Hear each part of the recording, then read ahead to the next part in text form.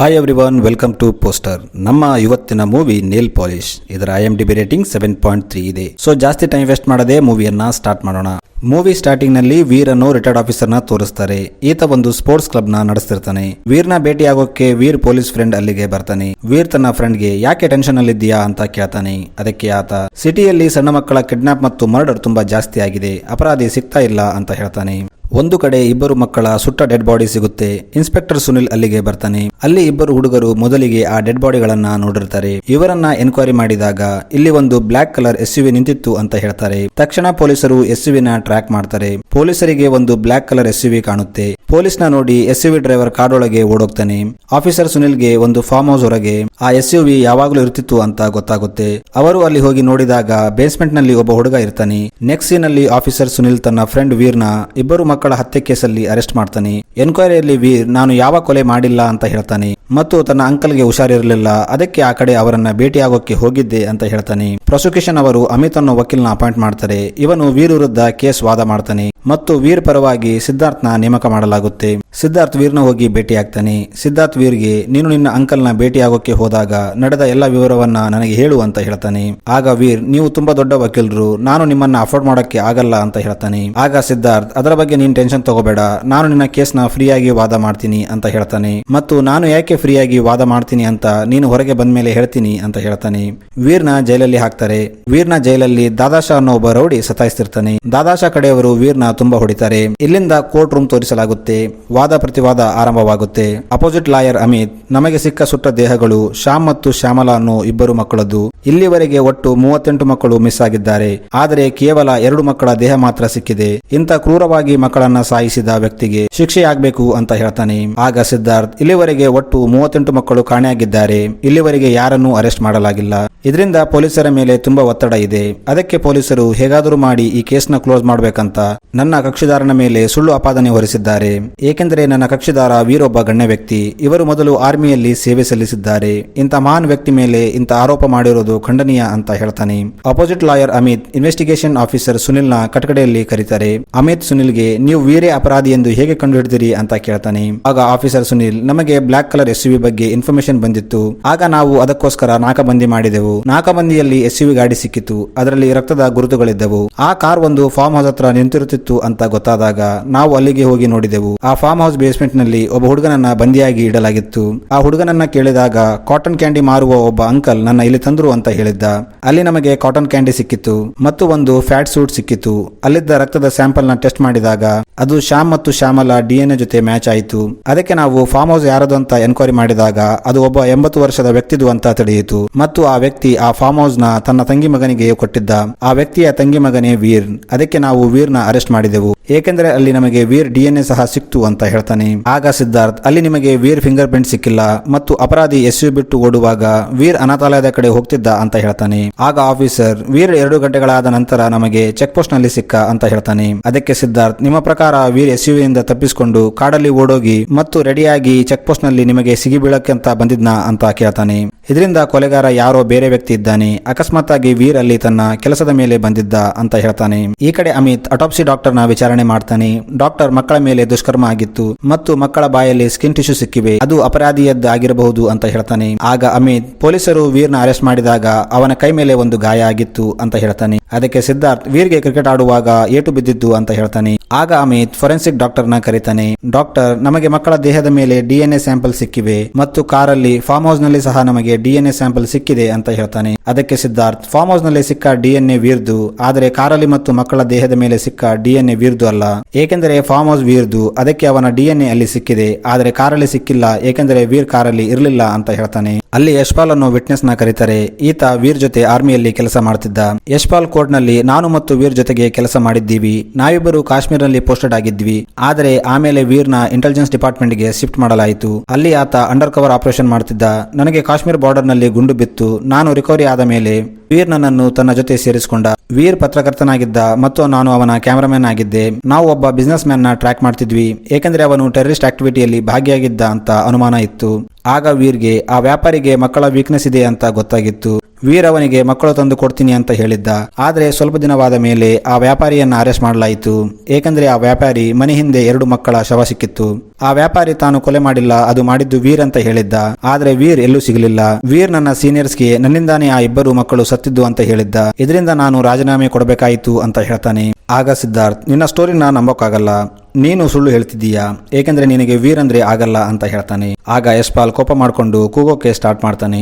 ಆಗ ಪೊಲೀಸರು ಅವನನ್ನ ಅಲ್ಲಿಂದ ಕರ್ಕೊಂಡು ಹೋಗ್ಬಿಡ್ತಾರೆ. ಜೈಲಲ್ಲಿ ಸಿದ್ಧಾರ್ಥ್ ವೀರ್ಗೆ ಮಕ್ಕಳ ಬಾಯಲ್ಲಿ ಸಿಕ್ಕ ಸ್ಕಿನ್ DNA ರಿಪೋರ್ಟ್ ಬಂದಿದೆ, ಅದು ನಿನ್ನ DNA ಜೊತೆ ಮ್ಯಾಚ್ ಆಗುತ್ತೆ, ಅದನ್ನ ನಾನು ಹೇಗೂ ಡಿಫೆಂಡ್ ಮಾಡೋಕೆ ಟ್ರೈ ಮಾಡ್ತೀನಿ ಅಂತ ಹೇಳ್ತಾನೆ. ಸಿದ್ಧಾರ್ಥ್ ಹೋದ್ಮೇಲೆ ದಾದಾಶಾ ವೀರ್ನ ಸತಾಯಿಸ್ತಿರ್ತಾನೆ. ಆಗ ವೀರ್ ಫೋರ್ಕ್ ತಗೊಂಡು ದಾದಾಶಾ ಕಣ್ಣಿಗೆ ಚುಚ್ಚಿಬಿಡ್ತಾನೆ. ಆಗ ದಾದಾಶಾ ಕಡೆಯವರು ವೀರ್ನ ತುಂಬಾ ಹೊಡಿತಾರೆ. ವೀರ್ನ ಹಾಸ್ಪಿಟಲ್ ನಲ್ಲಿ ಅಡ್ಮಿಟ್ ಮಾಡ್ತಾರೆ. ಸಿದ್ಧಾರ್ಥ್ ಬಂದು ನೋಡಿದಾಗ ವೀರ್ ಪರಿಸ್ಥಿತಿ ತುಂಬಾ ಕಠಿಣವಾಗಿರುತ್ತೆ. ಅದಕ್ಕೆ ನ್ಯಾಯಾಧೀಶರು ವೀರ್ ಸರಿಯಾಗುವವರೆಗೂ ಕೇಸ್ನ ಸ್ಟಾಪ್ ಮಾಡ್ತಾರೆ. ಇಲ್ಲಿಂದ ಸ್ಟೋರಿ 3 ತಿಂಗಳು ಮುಂದೆ ಹೋಗುತ್ತೆ. ಇಲ್ಲಿ ಸಿದ್ಧಾರ್ಥ್ಗೆ ವೀರ್ ಮನಸ್ಥಿತಿ ಚೇಂಜ್ ಆಗಿದೆ ಅಂತ ಗೊತ್ತಾಗುತ್ತೆ. ಸಿದ್ಧಾರ್ಥ್ ಡಾಕ್ಟರ್ನ ಹೋಗಿ ಭೇಟಿ ಆಗ್ತಾನೆ. ಆಗ ಡಾಕ್ಟರ್, ವೀರ್ ಮಲ್ಟಿಪಲ್ ಪರ್ಸನಾಲಿಟಿ ಡಿಸಾರ್ಡರ್ ನಿಂದ ಬಳಲ್ತಿದ್ದಾನೆ, ಅವನು ತನ್ನನ್ನೇ ತಾನು ಒಬ್ಬ ಹುಡುಗಿ ರೂಪದಲ್ಲಿ ಊಹಿಸ್ಕೊತಿದ್ದಾನೆ ಅಂತ ಹೇಳ್ತಾನೆ. ವೀರ್ ಸೇಮ್ ಹುಡುಗಿ ತರ ವರ್ತನೆ ಮಾಡ್ತಿರ್ತಾನೆ. ಅದಕ್ಕೆ ಸಿದ್ಧಾರ್ಥ್, ನಾಟಕ ಮಾಡಬೇಡ, ಹೀಗೆ ಮಾಡೋದ್ರಿಂದ ನೀನು ಕೇಸ್ ಗೆಲ್ಲಲ್ಲ ಅಂತ ಹೇಳ್ತಾನೆ. ಆದ್ರೆ ವೀರ್ ಮಾತಾ ಸಿದ್ಧಾರ್ಥ್ಗೆ ನೀನು ಯಾರು ಅಂತ ನನಗೆ ಗೊತ್ತಿಲ್ಲ ಅಂತ ಹೇಳ್ತಾನೆ. ಆದ್ರೆ ವೀರ್ ಗಾಯ ಸರಿಯಾಗಿರುತ್ತೆ. ಅದಕ್ಕೆ ಅವನು ಮತ್ತೆ ಜೈಲಿಗೆ ಕಳಿಸಲಾಗುತ್ತೆ. ಇಲ್ಲಿ ದಾದಾಶಾ ಅವನಿಗೋಸ್ಕರ ವೇಟ್ ಮಾಡ್ತಿರ್ತಾನೆ. ಇವನು ವೀರ್ ಮೇಲೆ ಅತ್ಯಾಚಾರ ಮಾಡ್ತಾನೆ. ಕೋರ್ಟ್ ಟ್ರಯಲ್ ಸ್ಟಾರ್ಟ್ ಆಗುತ್ತೆ. ವೀರ್ ಹುಡುಗಿಯರ ತರ ವರ್ತನೆ ಮಾಡ್ತಿರ್ತಾನೆ. ಅಪೋಸಿಟ್ ಲಾಯರ್ ಅಮಿತ್ ವೀರ್ನ ನೋಡಿ ವೀರ್ ಅಂತ ಕರೀತಾನೆ.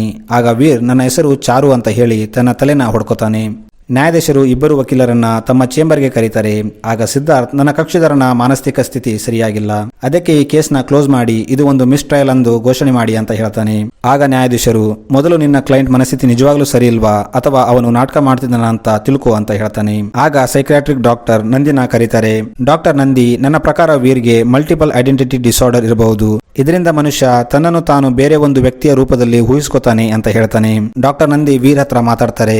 ವೀರ್ ಡಾಕ್ಟರ್ ನಂದಿಗೆ, ನನ್ನ ಹೆಸರು ಚಾರು, ನಾನು ಕಾಶ್ಮೀರದ ಒಂದು ಊರಿನವಳು, ನನ್ನ ಗಂಡನ ಹೆಸರು ವಿನೋದ್ ಮತ್ತು ನಮಗೆ ಒಬ್ಬ ಮಗ ಇದ್ದಾನೆ ಅಂತ ಹೇಳ್ತಾಳೆ. ಮತ್ತು ಒಂದು ಮೊಬೈಲ್ ನಂಬರ್ ಕೊಟ್ಟು ಇದು ನನ್ನ ಗಂಡದ್ದು ಅಂತ ಹೇಳ್ತಾಳೆ. ನ್ಯಾಯಾಧೀಶರು ಆ ನಂಬರ್ಗೆ ಕಾಲ್ ಮಾಡಿದಾಗ ಅದು ವಿನೋದ್ ನಂಬರ್ ಆಗಿರುತ್ತೆ.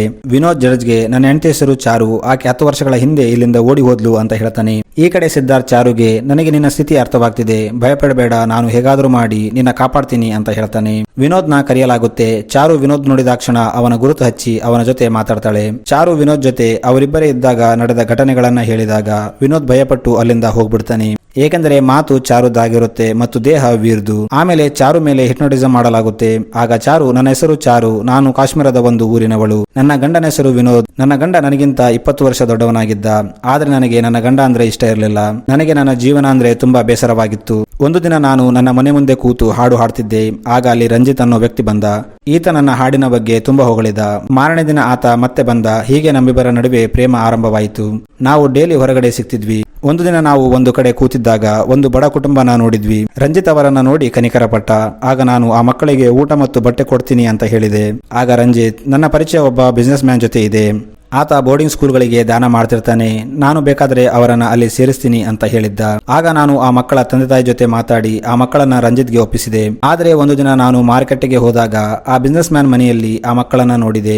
ನಾನು ರಂಜಿತ್ಗೆ ಈ ವಿಷಯ ಹೇಳಿದಾಗ ರಂಜಿತ್, ಹಾಗಾಗೋಕೆ ಸಾಧ್ಯವಿಲ್ಲ, ನಾನೇ ಆ ಮಕ್ಕಳನ್ನ ಸ್ಕೂಲ್ಗೆ ಬಿಟ್ಟು ಬಂದಿದ್ದೀನಿ ಅಂತ ಸ್ಕೂಲ್ ಅಡ್ರೆಸ್ ಕೊಟ್ಟ. ನಾನು ಆ ಸ್ಕೂಲ್ಗೆ ಲೆಟರ್ ಬರೆದೆ. ಆದ್ರೆ ಆ ಲೆಟರ್ ವಾಪಸ್ ಬಂತು, ಯಾಕಂದ್ರೆ ಆ ಹೆಸರಿನ ಯಾವ ಸ್ಕೂಲ್ ಇರಲಿಲ್ಲ. ನಾನು ಎಲ್ಲ ವಿಷಯ ಪೊಲೀಸ್ಗೆ ಹೇಳಿದೆ, ಆದ್ರೆ ರಂಜಿತ್ ಹೆಸರು ಹೇಳಿಲ್ಲ.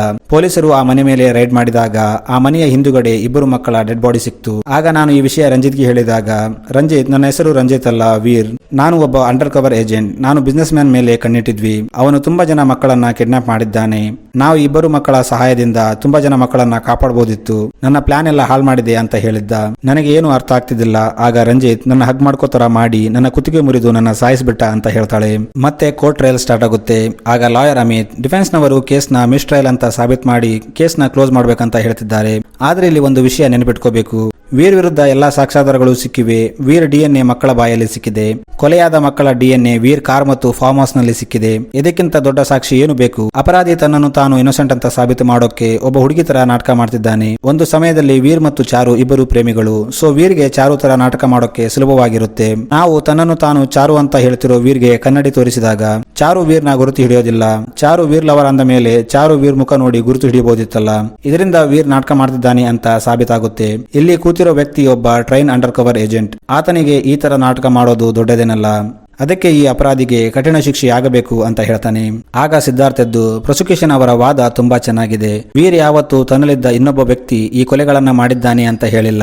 ವೀರ್ ಒಂದು ವೇಳೆ ನಾಟಕ ಮಾಡ್ತಿದ್ದರೆ ತಾನು ಚಾರು ಕೊಂದಿದ್ದಾಗಿ ಏಕೆ ಒಪ್ಕೋತಾನೆ? ಇದರಿಂದ ಇನ್ನೊಂದು ಕೊಲೆ ಕೇಸ್ ಅವನ ಮೇಲೆ ಬರುತ್ತೆ. ವೀರ್ ಒಬ್ಬ ದೇಶಪ್ರೇಮಿ, ತನ್ನ ಕೆಲಸಕ್ಕೆ ಅಡ್ಡ ಆಗಿದ್ದ.